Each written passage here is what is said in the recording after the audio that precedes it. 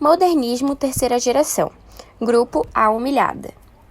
Vou fazer uma breve introdução do modernismo, da terceira geração do modernismo.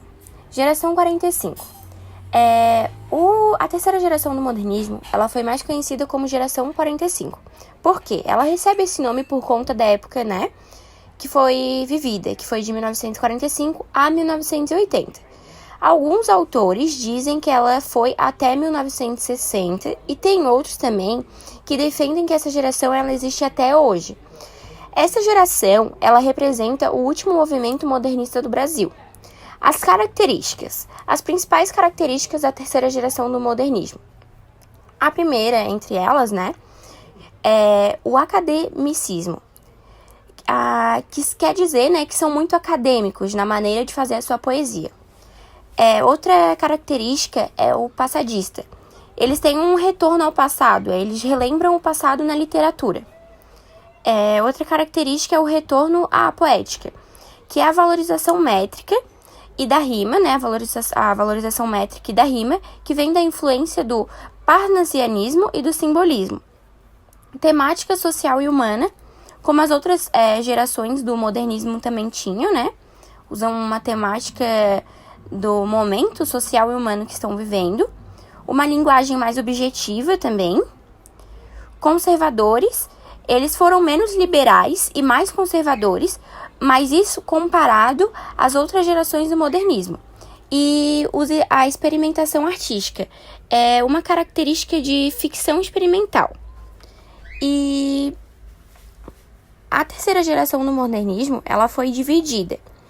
A terceira geração do modernismo ela foi dividida entre prosa e poesia, sendo a prosa o tipo de texto mais explorado nessa terceira fase do modernismo. Em relação aos aspectos sociais da época de 45 até 80, o mundo começava a ingressar em um processo de globalização muito forte, em que era se implementada uma cultura de massa, uma urbanização maciça, o surgimento de novas tecnologias que ajudavam a disseminar essas ideias, como a televisão, as telecomunicações cada vez estavam mais rápidas, entre outras políticas que ajudavam a liberar essas ideias, que, por exemplo, a liberação feminina em relação ao sufrágio, a mulher trabalhar, poder se divorciar, enfim, a liberdade da mulher no geral.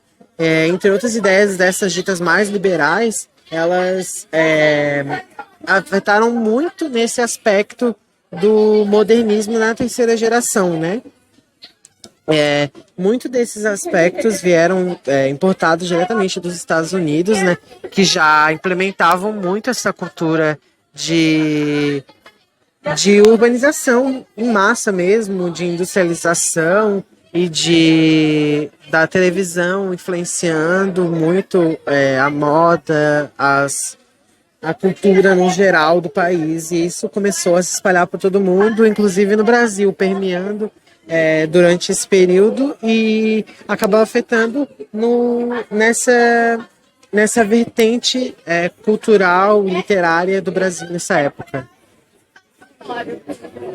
Em relação aos aspectos históricos, a terceira geração surgiu na fase de redemocratização do país em 1945, quando terminou o Estado Novo no Brasil no governo de Getúlio Vargas, terminou a Segunda Guerra Mundial e também terminou o nazismo. Depois iniciou a Guerra Fria. E comparando com as outras gerações, a terceira surgiu na fase menos conturbada por conta desses acontecimentos. Quais são os aspectos políticos da terceira geração do modernismo? Esse período ele começou bem agitado no ramo da política, mundialmente falando. Logo no início, estava acontecendo o fim da Segunda Guerra Mundial e o começo da Guerra Fria entre os Estados Unidos e a União Soviética. No Brasil, a democracia foi reinstituída após o fim da guerra, fazendo com que Getúlio Vargas fosse arrancado do poder e substituído por um presidente eleito democraticamente pelo povo.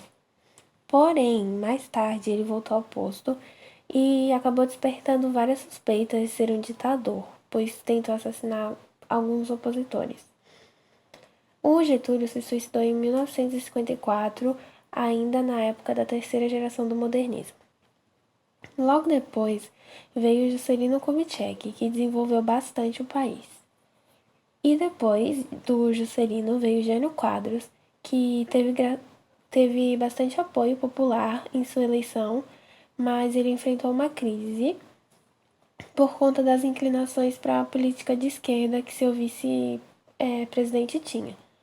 Em 1964, o governo foi derrubado pelo descontentamento da população, levando ao golpe de 31 de março e assim se instalando uma nova ditadura. As referências usadas foi esse vídeo do YouTube, o site Toda a Matéria, Educação do UOL e uma matéria desse blog. E é isso.